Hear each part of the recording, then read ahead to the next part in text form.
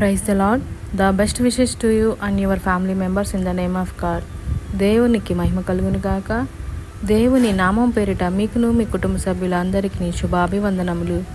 Today God's promise. ఈరోజు దేవుని వాగ్దానము. కుమారుని ప్రేమించేవాడు వానిని శిక్షించును. సామెతల గ్రంథము 13వ అధ్యాయము 24వ వచనం. But he that love with him chasteneth him in good season. Proverbs 13 chapter 24 verses. ప్రియమైన సహోదరి సహోదరులారా, ఈ ఉదయకాల సమయంలో దేవుడు మనందరితో వాగ్దానం ద్వారా మాట్లాడుచున్నాడు. అదేమనగా, కుమారుని ప్రేమించేవారు వారిని శిక్షించును.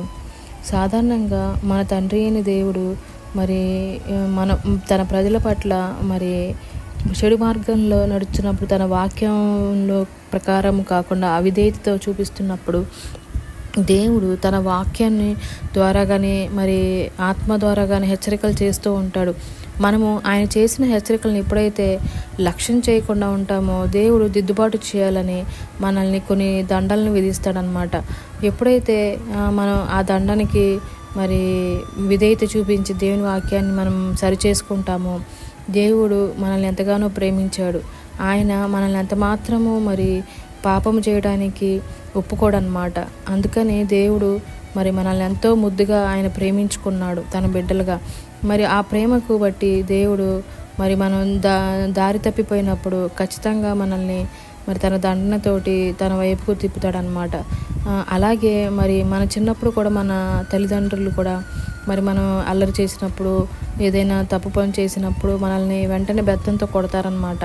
ఎందుకు ఆ బెత్తం వాడతారు అంటే, ఆ పని చేయకుండా రెండోసారి మనం ఉండి భయపడుతూ ఉంటామని తల్లిదండ్రులు ఆ బెత్తాన్ని వాడతాం.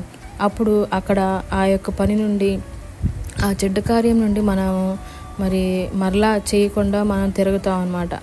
అలాంటి సందర్భాల్లోనే యోనా గారు దేవుడికి చెప్పిన చోటికి వెళ్లకుండా ఆ విధేయతతో దేవునికి వ్యతిరేకంగా నడిచినప్పుడు ఆ ప్రవక్త సముద్రంలో పడవేస్తారనమాట.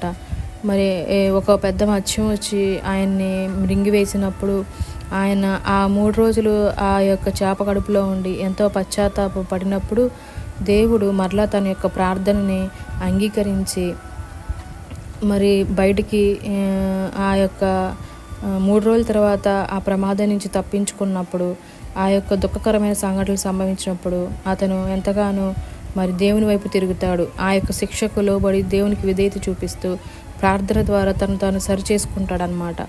అలాగనే మనం కూడా మన జీవితంలో మన దేవుడు మనల్ని ఎంతో ప్రేమించాడు కాబట్టి కొన్నిసార్లు తప్పిపోయినప్పుడు అలాంటి శిక్షలను వస్తాయి అన్నమాట. ఆ శిక్షలకు దేవుడు మనల్ని ప్రేమించాడు కాబట్టి అని మనం అర్థం చేసుకొని దేవుని వైపు తిరగాలి. అంతేకాని దేవుని వైపు తిరగకుండా దేవుని మీద అలిగి చర్చిలకి మానేయటము, వాక్యం చదవకుండా, ప్రార్థన చేయకుండా దేవుణ్ణి దుఃఖపెట్టేవారముగా మనం ఎవరము కూడా ఉండకూడదు.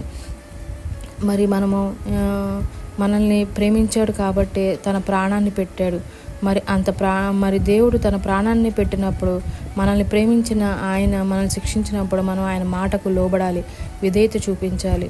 కాబట్టి ఈ విధంగా దేవుడు మనల్ని ఎంతగానో ప్రేమించినప్పుడు మాత్రమే హెచ్చరికలు చేస్తూ ఉంటాడు. తన వాక్యం ద్వారా, సేవకుల ద్వారా, తన ఆత్మ ద్వారా నడిపిస్తూ ఉంటాడు. మనము దాన్ని మెలకు కలిగి అర్థం చేసుకొని మనం దేవుని వైపు ఉన్నట్లయితే దేవుడు మనల్ని ఎంతగానో ప్రేమించే దేవుడుగా ఉన్నాడు. అలాంటి గొప్ప కృపను మనకి ఇచ్చినందుకు దేవునికి ఎన్నో వందనాలు చెల్లించుకుందాం. ప్రార్థన చేసుకుందాం. ప్రార్థన. కృపా సత్య సంపన్నుడైన మా ప్రియ పరలోకపు తండ్రి, మీకు ఎన్నో వందనములు, స్తోత్రములు.